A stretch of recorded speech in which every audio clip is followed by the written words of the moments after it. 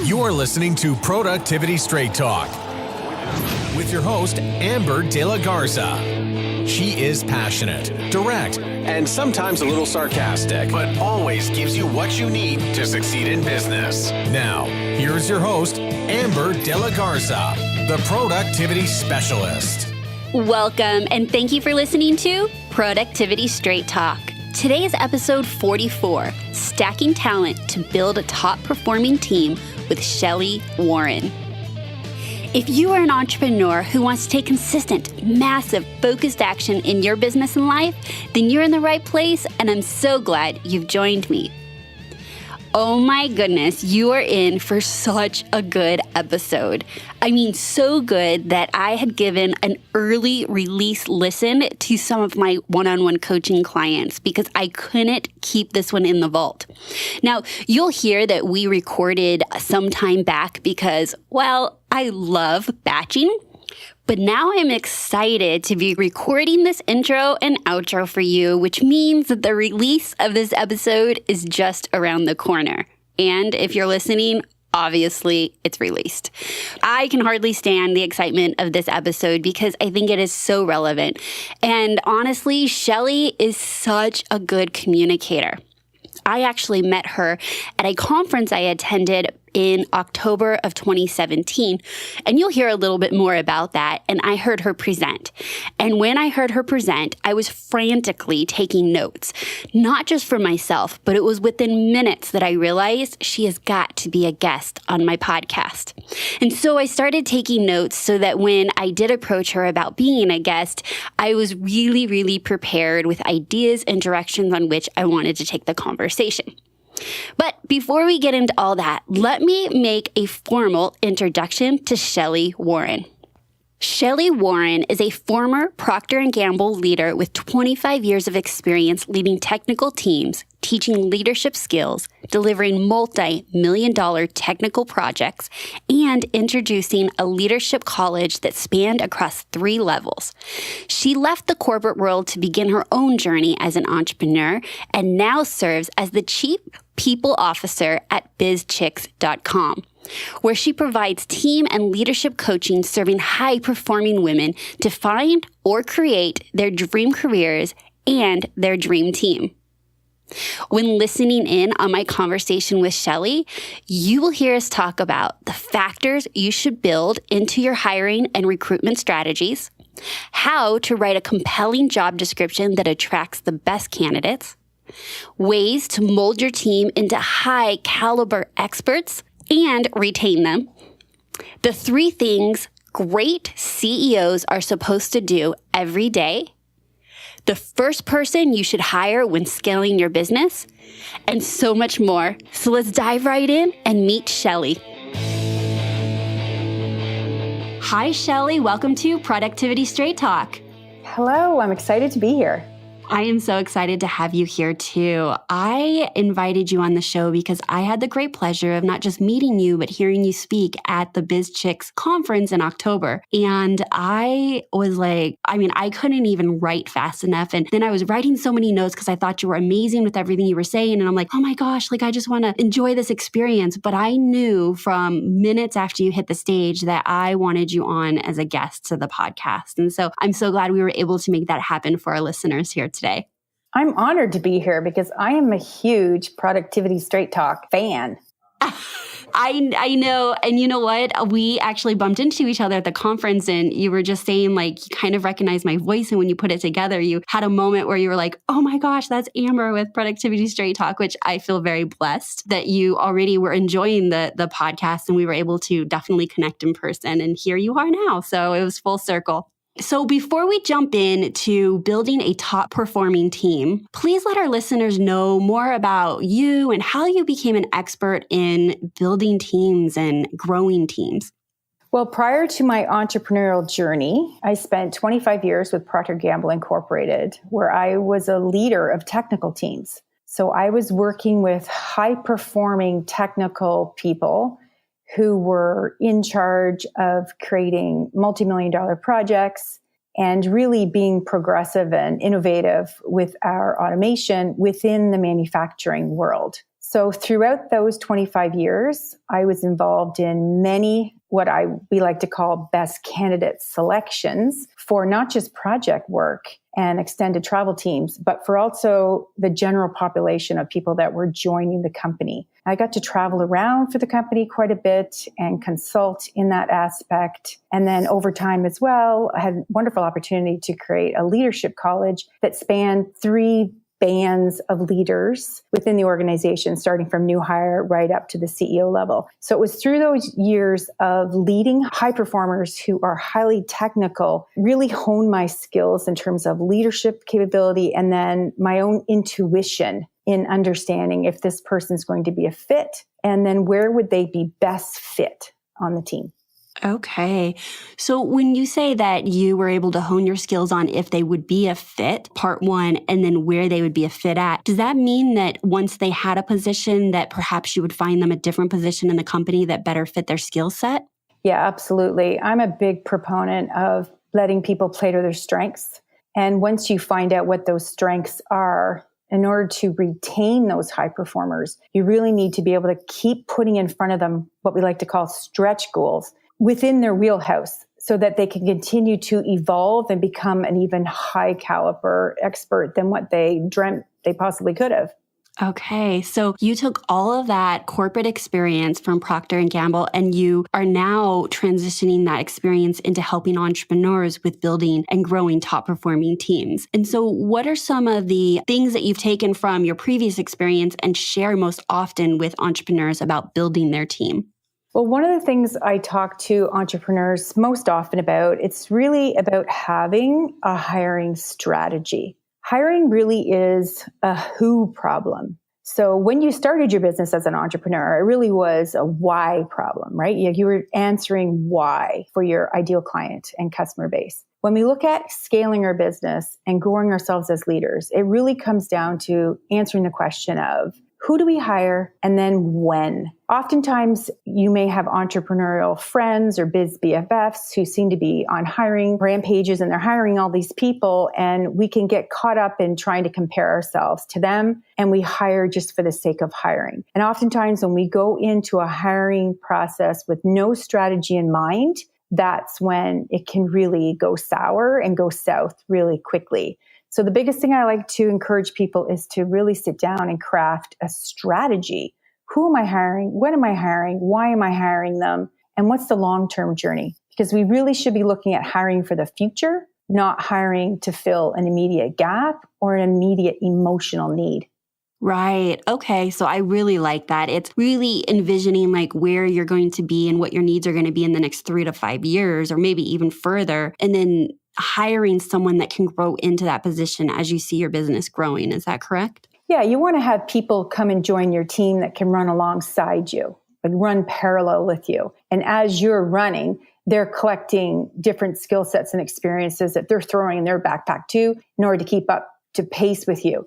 You don't want to hire people who you feel like you're dragging them along with you as your business switches and changes or as the marketplace even changes. So that brings up a good point to me. So when you were saying that, I'm thinking in my head, hiring for character trait. People need skill set, yes, but you were saying that they're going to be running alongside you and building their experiences and their skill sets up with you between now and 3 to 5 years from now. But I believe in my experience that if you hire with characteristics that are not trainable, that's really serving well in the business. Would you agree with that? Absolutely. That's your foundation of a good team member, right? You want people who have integrity, who understand what the core values are, and that are as passionate about your clients and customers as you are. Oftentimes I see people put together these job postings that is essentially just this laundry list of tasks that they want the person to be able to come in and do for them. But what they're not quite understanding is in order to attract the best talent and create a pool of best candidates, you really have to learn how to craft a compelling job offer that answers the question, why would I want to come and work with you?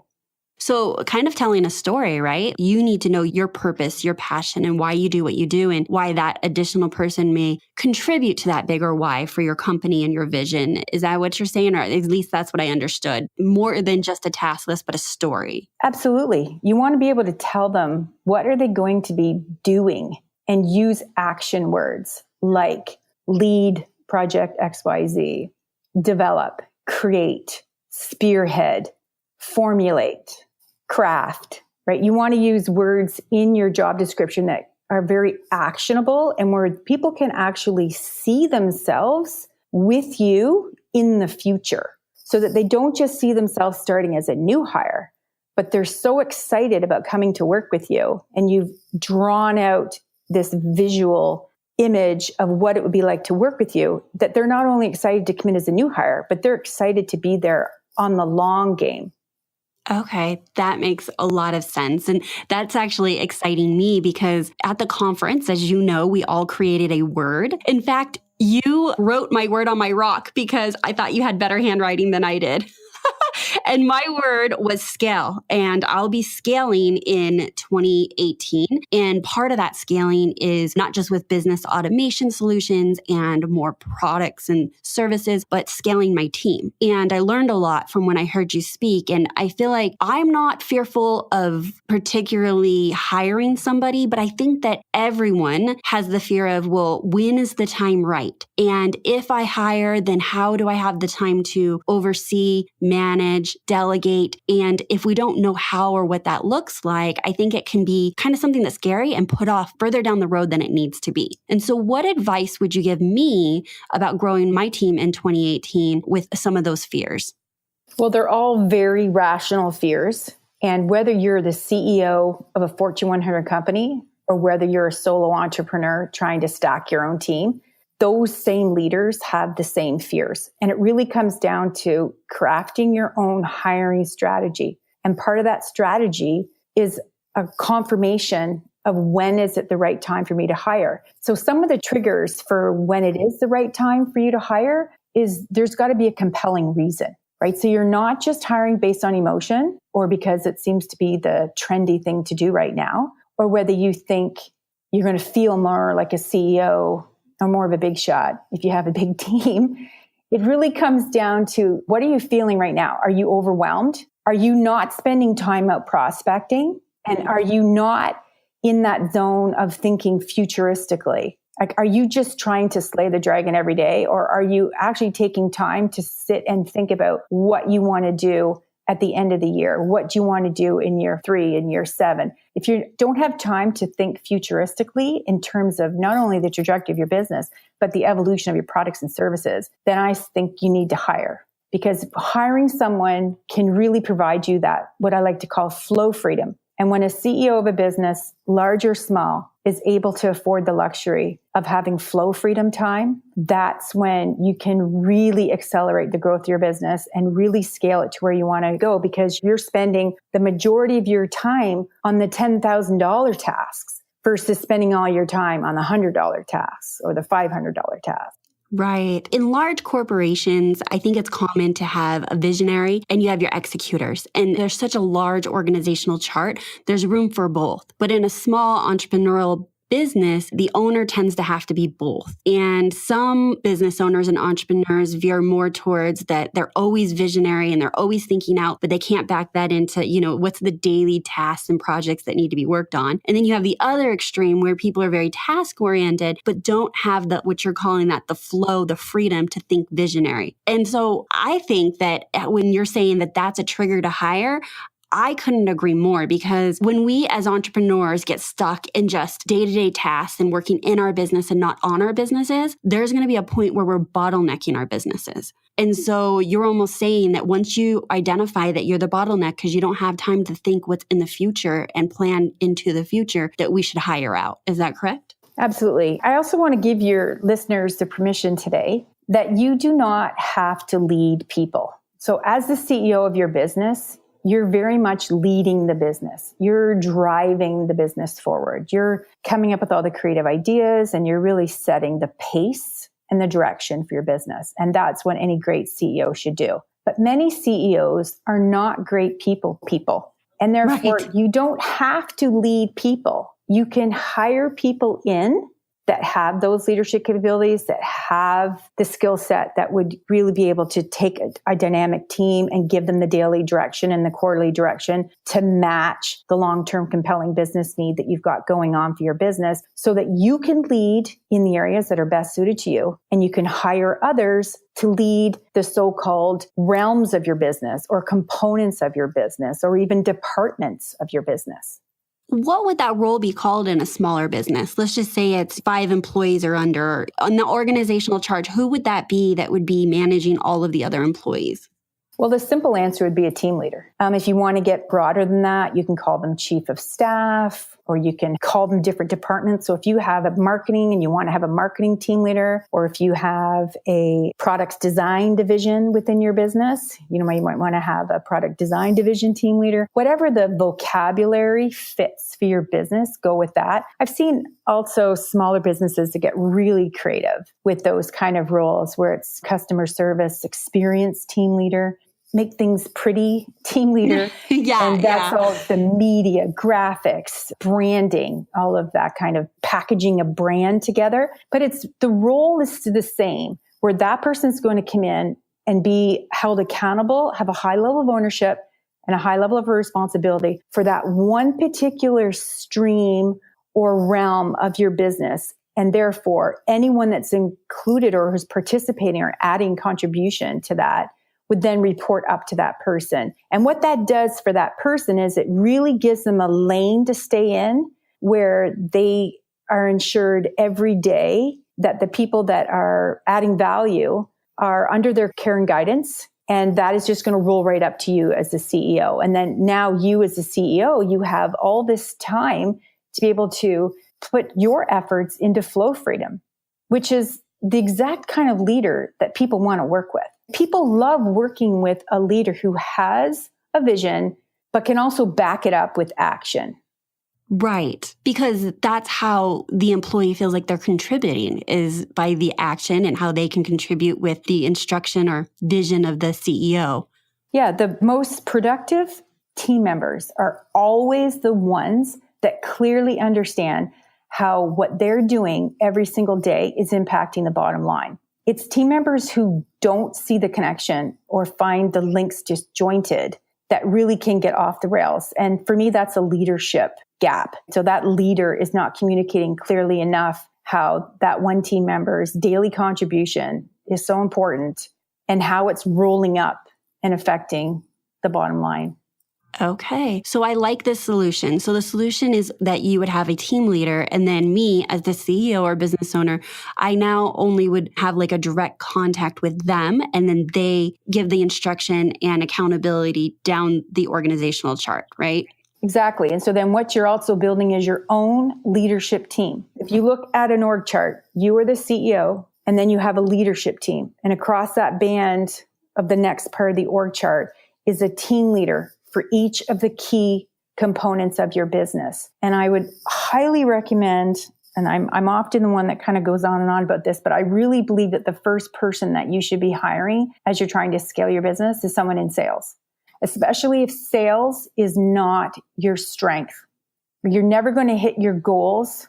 You're never going to hit that vision or mission if you don't have somebody out there that's concentrating on how to find you customers, attract those customers, and onboard those customers and delight them every single day. You've got to have somebody that knows how to do sales. I really like that you said that. I actually see hiring that role in the third or fourth quarter of 2018 for myself. And the first and second quarter is going to be me focusing on launching and sampling some new offerings and working my sales process and really, really focusing on it. In fact, I just hired a growth strategist coach where I'm going to be solely focused on that in the next 6 months. But I know where I want to grow into 2019, 2020, that I am certainly not the best suited for sales, nor am I the one that should be the only one doing sales, because I will certainly be bottlenecking that process at some point, I believe, in 2018. But Amber, that's a great sign of a great CEO, because great CEOs understand that there's only 3 things that they're supposed to do every single day. Right? And that first one is add value. The second one is connect with those you lead. And the third one is always show up with grace. So by you knowing where you can add value the most and shifting over to that and finding people who can come in and add value in the other key areas of your business, and you put those people in place and you give them all that they need to be set up for success, you're being a rock star CEO. And that's how you're connecting with the people that you lead, which includes your customers. And then just having the humility to know that you don't have to be the smartest person in the room all the time. You do not have to know absolutely everything there is to know about your business or the marketplace. That's showing up with grace. That's shining the light on others around you that have those skills and attributes and giving them the platform to be able to be all that they can be for themselves and your business. It's just such a huge win-win when CEOs get this stuff. Yes. You mentioned having people around you that are smarter than you in particular aspects. And my assistant, hands down, she's brilliant. And I'm kind of laughing because I know she'll be listening to this podcast. But when she comes to me with ideas or she's offering me some constructive criticism, I'm like, yes, I know that she's the right person because she's thinking sometimes 2, 4, 6 steps ahead of me. And she's often giving me perspectives that I'm not seeing with my tunnel vision. And that's how I know that I've already surrounded myself with someone that is really right with where I want to grow the business, and that I'm surrounding myself with people that are great at the places where I find that I'm weak, and that we complement each other. And I want to continue doing that because as my business grows, like anyone else that's listening, is you're going to find more and more areas in which it's not your strength. And so by feeling that with people that is their strength, you are going to be surrounding yourselves with people that are a lot smarter than you. But I think that that's exciting, right? Because I like hanging out with really smart people. So now they get to be on my team. And so I can imagine a better win-win. I got goosebumps. This is exactly what should be happening. And it's just so refreshing to see someone who understands that at each level of growth within your business comes a new set of skills that you don't have a clue on what to do. And instead of trying to fake it until you make it, the quicker way to get to your goals and results is to hire for it. Hire for it. And, many people are afraid of hiring because, essentially, they're concerned of, am I going to have the money to pay for them?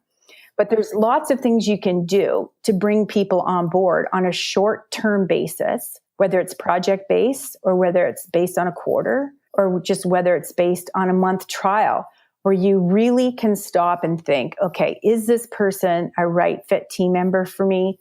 Have they been able to add value immediately from joining the team? And then am I going to be able to use their skills to scale my business, which then is going to give me the revenues in order to continue to afford to pay for them? Money for team members is one of the scariest things that most small businesses are struggling with.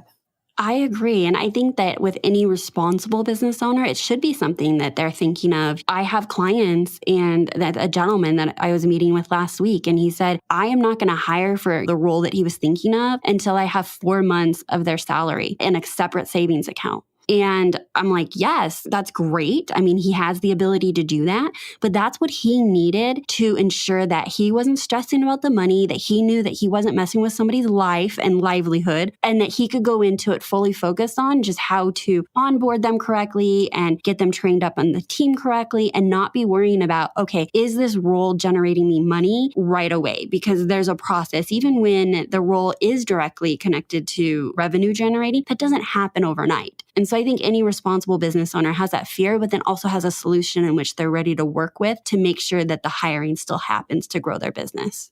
Yeah, it sounds like he had a full-blown strategy and he knew what it was going to take in order to give him confidence to be able to go out and place that job ad. And I bet as well that because he had that 4-month salary tucked away in an account, I would expect he hired an even higher caliber candidate than what he would have chosen if he didn't have that money there. Really? Why do you say that? That's interesting. Well, because oftentimes your best candidates are the ones that come with extensive experience. They may have qualifications, but in this day and age, I'm not too fussy on qualifications. I'm more about show me your real life valuable experience that you've had and back that up with actual examples. So oftentimes when people come to us looking for a change in their career, they have a ton of expertise and they've spent some time in the workplace. And so they come to you at a higher salary rate, and they often will come to you with higher vacation expectations or benefit expectations. So because he had that 4 months worth of salary sitting there in that account, I would bet he felt more confident in onboarding that higher caliber candidate than someone who's just starting out or someone who's only within their career base, maybe 2 or 3 years. Yeah, I would agree with that. Thanks for explaining that out for us, for sure. When I heard you speaking at the conference, I quoted you, and I just want to share this quote and kind of chat about it because I think it was very, very powerful. And it says that you hire for the gift of space to think, breathe, and business development. And I think that there isn't an entrepreneur out there that doesn't want the gift of space. The space to think about their business, as we were talking about earlier, or just to breathe and enjoy life and enjoy the entrepreneurial journey and maybe have some more time off for their family and friends. And the fun one, I think this is really fun, is business development. Businesses can become stagnant over time, kind of plateauing if we're not looking at buying time, which is what we're doing when we're hiring employees, is we're buying back time to grow the business, but not do it all ourselves. Yeah, and I think you're worth it. Right. So for many people who are in the corporate world or, whatever work world they were in, the same way with me, right? I had a fabulous career and I loved my job until I didn't. And then when I decided I didn't, I became feverishly excited about finding a new career path to follow. And so many people get out of that world because they have this laundry list of things that they want. They want more time. They want more freedom. Like for me, I was done going to work for 6:45 every morning to host a very active, highly stressful meeting every morning at 7 a.m., right? That's how I started my day, where I was on the hot seat for every result that had just come in over the last 24 hours or every result that wasn't hit. And boy, oh boy, do I not miss those 7 a.m. team meetings, right? But then what ends up happening, though, is we move off into this entrepreneurial world and we fill up our calendar. So instead, where we were working 12-hour days, now we're working 18-hour days. Instead of having 6, 7, 8 weeks vacation a year, vacation, what's that? So we shift over. We thought we were designing a life that was going to afford us freedom and space and energy and fill up my cup and feed my soul, when then suddenly we got the opposite of it. So hiring people and putting people in the right spots to match your skills and strengths really affords you everything that you had coming to you, everything that you deserve. And that includes that time to think, to develop, to project out into the future. And for me too, it's the whole idea of business development, because nobody loves your business, nobody more than you. So you have to be the one that's going to be able to free up your time to give you that creativity, to be able to continue to develop your products and your services so that you can stay ahead of the marketplace, stay in love with your clients, and then continue to offer an amazing opportunity for all of your team members to come alongside you. Okay, well, those are some great reasons to hire. I want to ask you a few questions that I have for myself, and I think the listeners would have. Where do we start with our strategy to hire? And what are some of the elements that are in the strategy that you were referring to with regards to our next hire or even our first hire? Sure. So oftentimes we think hiring strategy, oh my gosh, is going to be a really big deal. Well, in all truthness to it, it's your company. You want to hire the right people the first time around. So there is going to be some work involved. So the first thing you want to build in to your hiring strategy is an understanding with yourself and your current team on who are we looking for right now? What is the gap we're trying to close? What would be their salary? What is their job title? What kind of a start date are we looking for? Is this person going to be virtual, or are they going to be coming into the office? And what skill sets and attributes and personality types are we looking for this team member? Then the next piece of the strategy is, how do we find these people? Which starts with the application process.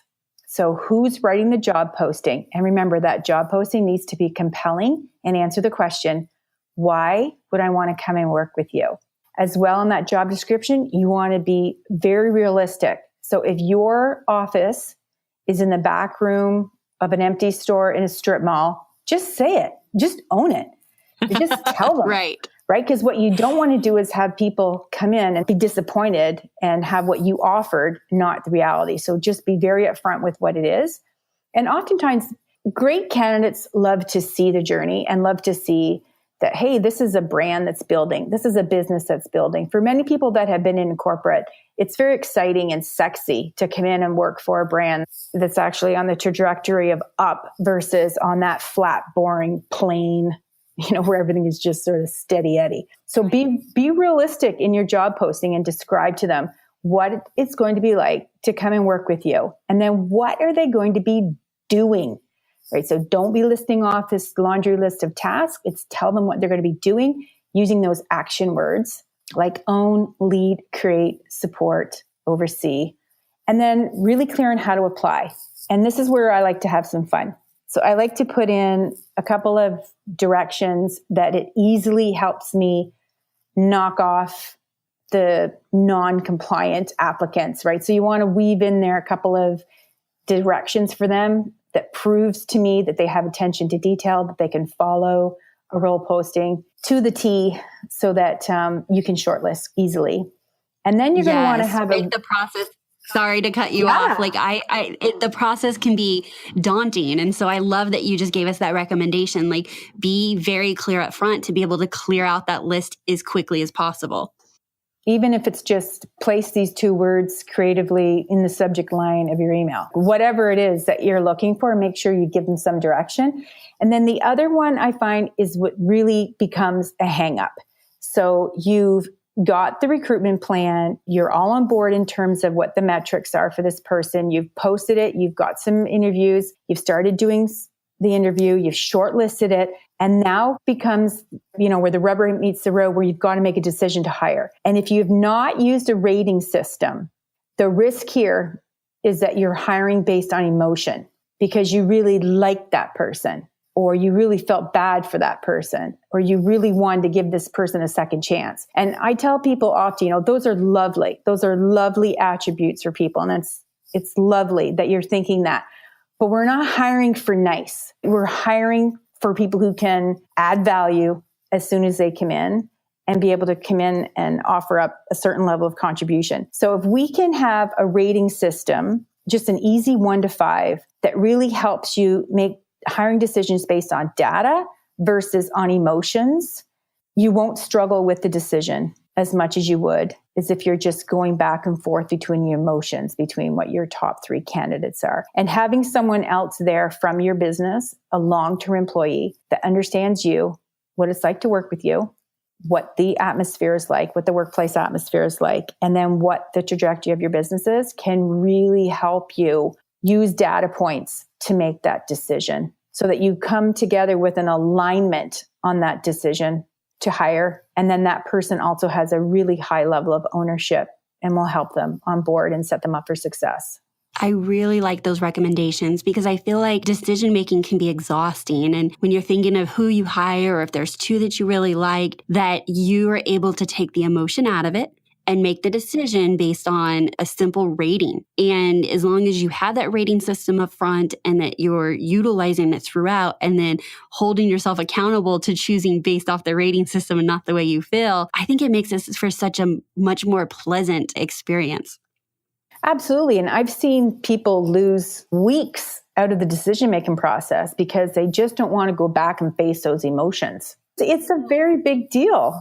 It is really big. And that's interesting that you say that because I've seen a lot of my clients go through hiring processes and they drag it out. And I'm always telling them, my coaching clients, you need to make a decision because the decision's going to be made for you very soon. If you're hiring top-notch people, they're not going to be available. Someone else is going to hire them and you're not going to have the luxury of dragging this out. But that decision-making is so tiring and it becomes such a big project. I often need to tell my clients, like, you don't quite realize this if you haven't done it a lot, but you need to actually plan this out as if it's a project. If you're going to be involved from beginning to end, because it does take a lot of dedicated time. You can't be working on hiring and onboarding somebody if you're solely responsible while also doing another initiative on another project. Like this is the project. Just to have good expectations on how time consuming this can be if you're not delegating this out.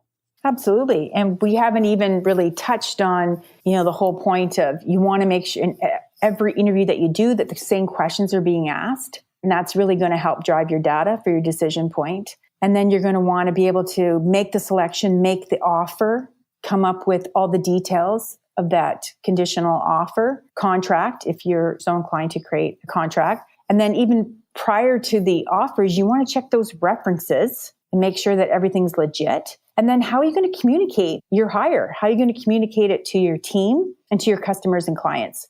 Okay, so if someone is listening and they're like, okay, that is a perfect process, but I'm not sure if I'm the right person to do this. Were you saying that you could hire someone to do this for you, even for small businesses? What are some options for a business owner to take their first hire or even their next hire and wanting to make that process more streamlined than last time? Well, the first thing is you can hire out a third-party recruiter to do this for you.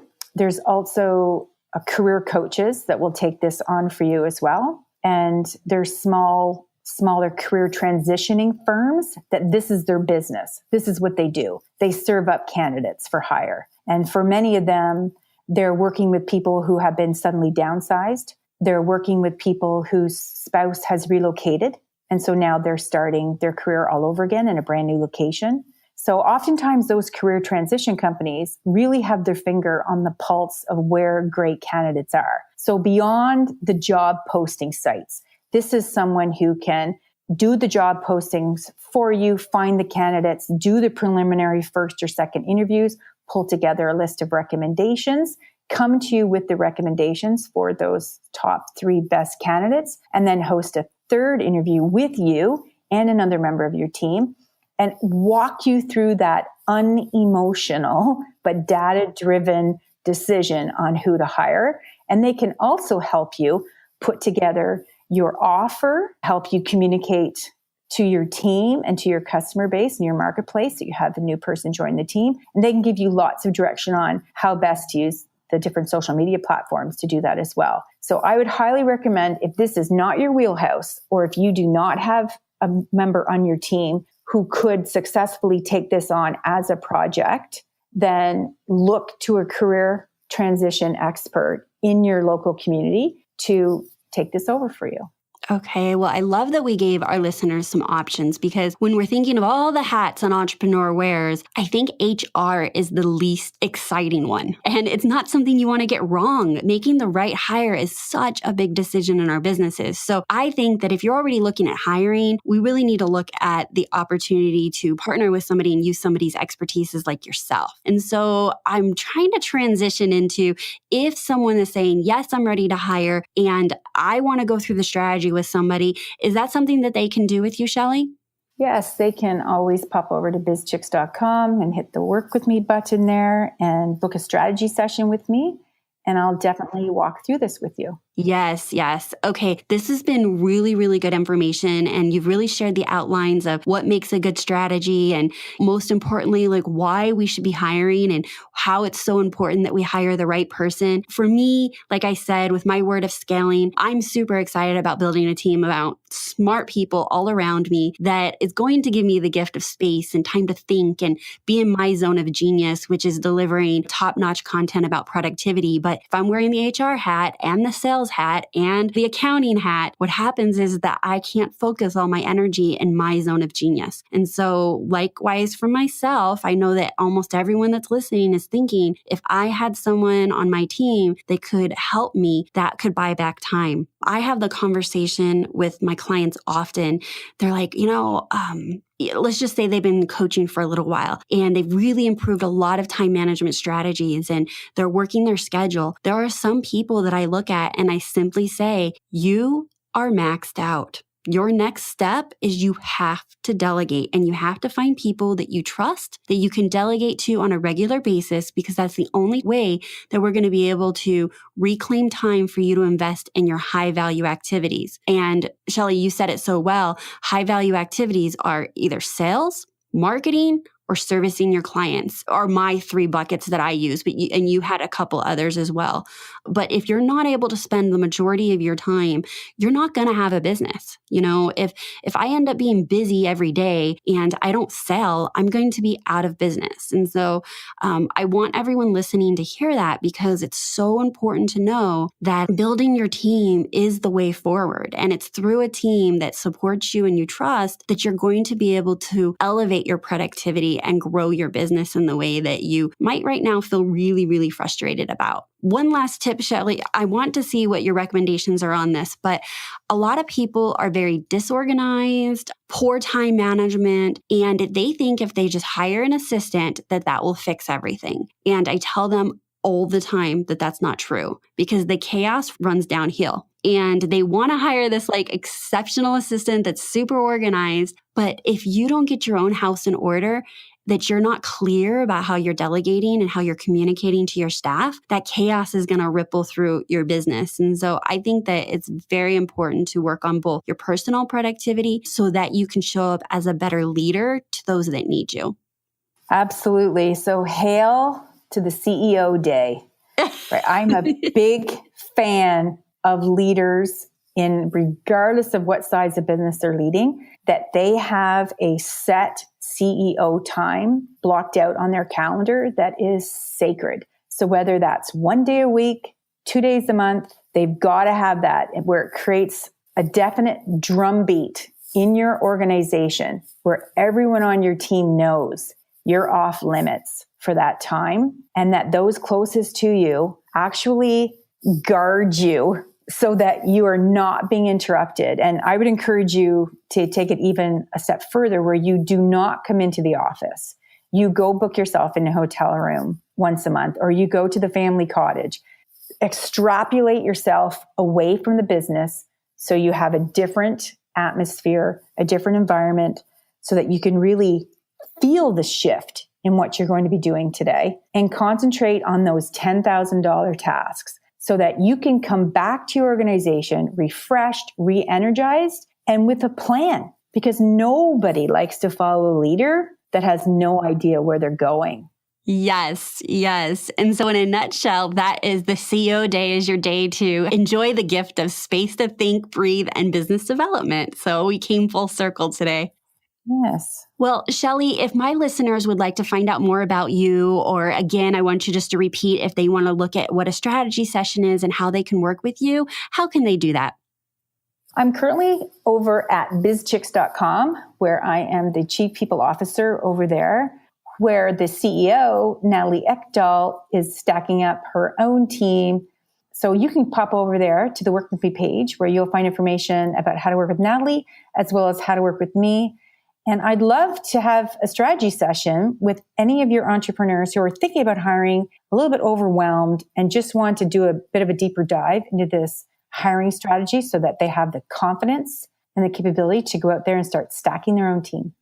Okay, that sounds amazing. I'm sure we'll have many listeners take you up on that. And I absolutely love your title, Chief People Officer. That is perfect for you. Well, thank you so much for being a guest and investing your time with us today. And I know our listeners have found this super valuable, and I'm certain that you've inspired many to be growing their team in the upcoming year. So thank you very much for your time today.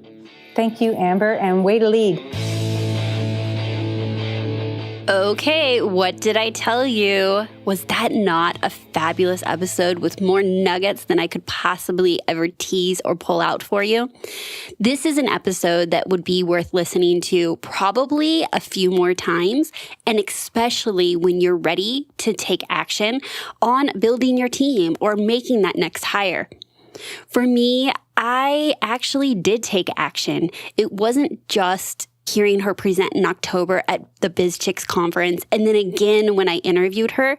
But with both of those conversations and experiencing what she had to say, it was the right timing, because my word, as I said in the episode, for 2018 was to scale. And I planned on scaling my team in a very strategic way. And so her message was in alignment with where I was at in my business, and it was exactly what I needed to hear. And I hope this interview interview finds you in the exact right time as well. And if you're not ready to build your team yet, when will you be ready? Did you get a lot clearer about what it takes to start building your team because of the episode? I would guess so. Sometimes the idea of scaling and building a team and investing in other people can kind of be overwhelming, a little scary, maybe not sure what to expect. Well, listening to Shelli, she sure did put a lot of those fears to bed. So I want to ask you, what action are you going to take? I have loved having you listen to Productivity Straight Talk, but I need to be straight with you. No change, no change. Without taking action, nothing will change for you or your business. So based on what you learned today from Shelli, what are you going to take action on? Now, I am being as straight as I can be. This isn't just how I close out my show. I want to know, based on what you learned, what is one little baby step that you can take? Even if the time is not now to build your team, could you start a working document where you just drop all the things that you do so that down the road you can split that out and determine what activities you actually want to hire out for? Don't make it such a daunting process that when you're feeling overwhelmed, now is the time to hire, and now you don't have the time to really think about what is going on in your business that you should be outsourcing. So perhaps you just create a working file. For me, I created a Trello board that was called Task Transfer. The lists were all of the major categories in my business, and then I would drop specific tasks under each of the categories. And it was there that I was able to get a lot clearer about where my needs were as my business grew. Now, there'll be more of that soon, but I wanted to just give you an idea of the action steps that I took. Now, I do not just ask you to take action. I can guarantee that I am taking action after each episode that I am producing, which means I'm either revisiting something where I'm teaching you a solo episode and I'm like, oh my gosh, I think I can take it up a notch. What a great reminder. How can I show up better or differently in my business? But the episodes that I get the most out of for me personally are the interviews because I'm often learning new information. And this one was in that case. So I want you to stay tuned because next episode is a solo episode. So episode 45, and I am dishing out how I have built my dream team up to this point. What were the wins? What were the losses? What were the struggles? How did I go about it? What was my decision-making process? How did I ensure that I was doing strategically? So if you want to hear my story of how I am building my dream team, be sure to tune in to next week's episode. I would be so honored if you would share this episode with another entrepreneur who you feel would find it valuable.